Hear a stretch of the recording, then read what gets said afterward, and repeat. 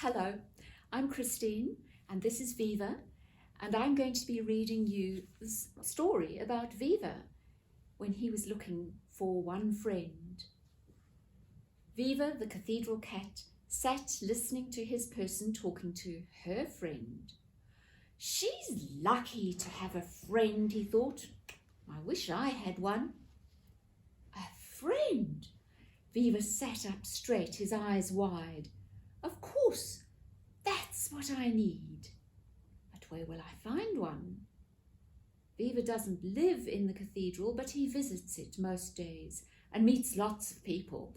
But I need a special friend, he told himself, someone strong to stand by me. The next time his people were praying in the cathedral, Beaver had a chat with a carved bull he'd noticed in the cathedral. Would you be my friend? He whispered. I could chase away your enemies, the bull snorted. I'm very strong. I'd like a strong friend, Beaver purred. Would you also love me and snuggle up to me when I'm sad? I don't cuddle, bellowed the bull. Talk to a sheep if you want softness. Beaver looked all over until he spotted a sheep in a stained glass window. Would you be my friend? He mewed. Would you comfort me when I'm lonely? I could do that, the sheep bleated, if you lead me to lovely green grass. Lead you? Beaver twitched his whiskers. I was hoping for a friend who would walk beside me and have adventures with me. Oh, no, the sheep shuddered. I couldn't do that. Sheep are followers. Why don't you ask the eagle? He loves adventure. Beaver pondered. Eagles are birds, and he hadn't had good experiences with birds. But maybe this one would be more friendly. Excuse me, Beaver murmured. Would you be my friend, Mr. Eagle? Could we have adventures together? Climb on my back, the eagle shrieked, making Beaver's fur bush with fright. Together we will ride the wind, looking down on earthbound creatures.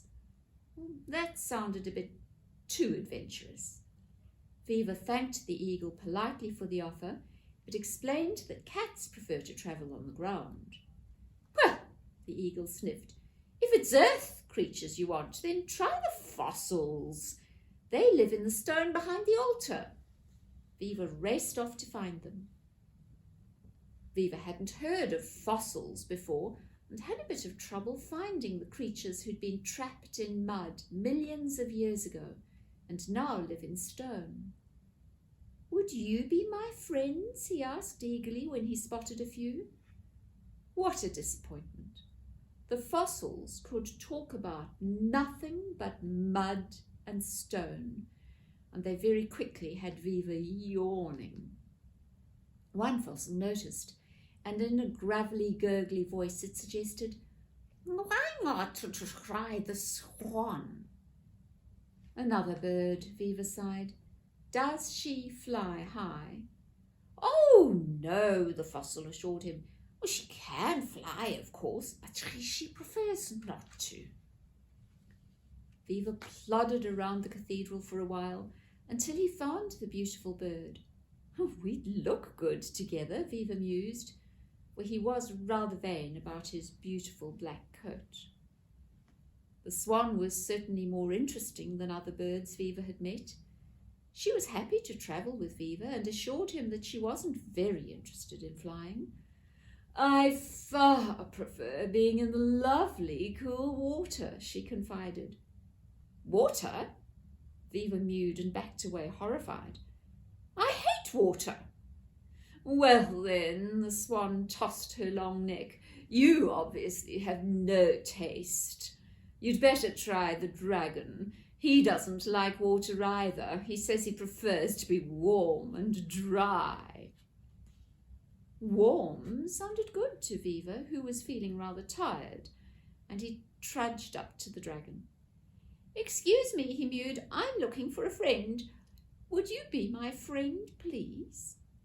The dragon peered short-sightedly at Viva and belched a flame.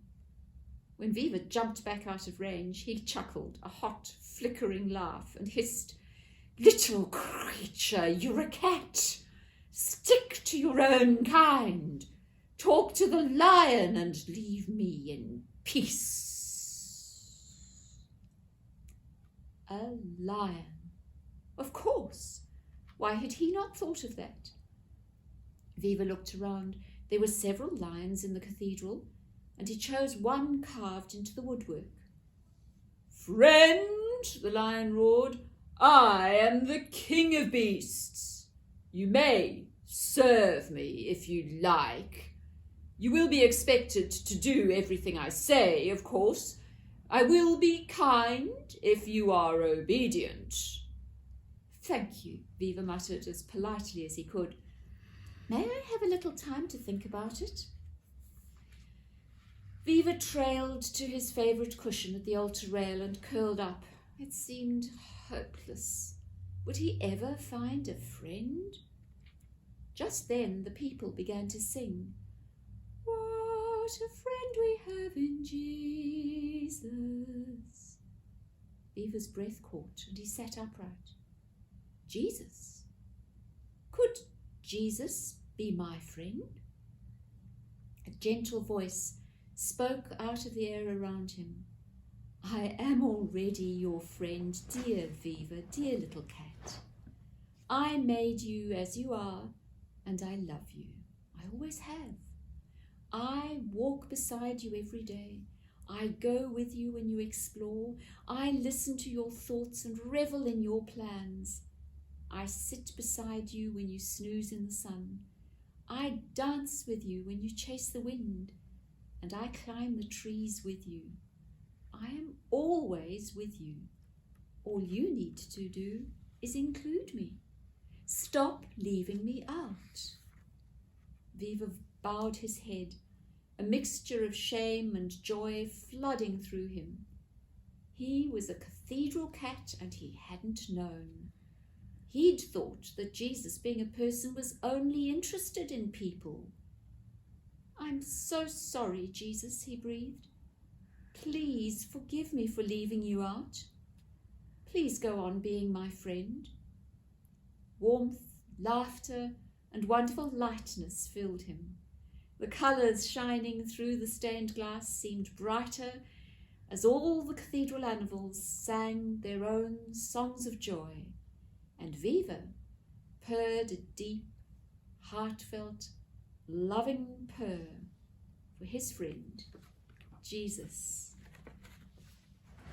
And if you ever get a chance to visit the cathedral and have a look around, you might like to try and find all those art animals that Viva found, the sheep and the bull and the lion and the swan. They're all in the cathedral, and you might have fun trying to find them. We might see you there one day.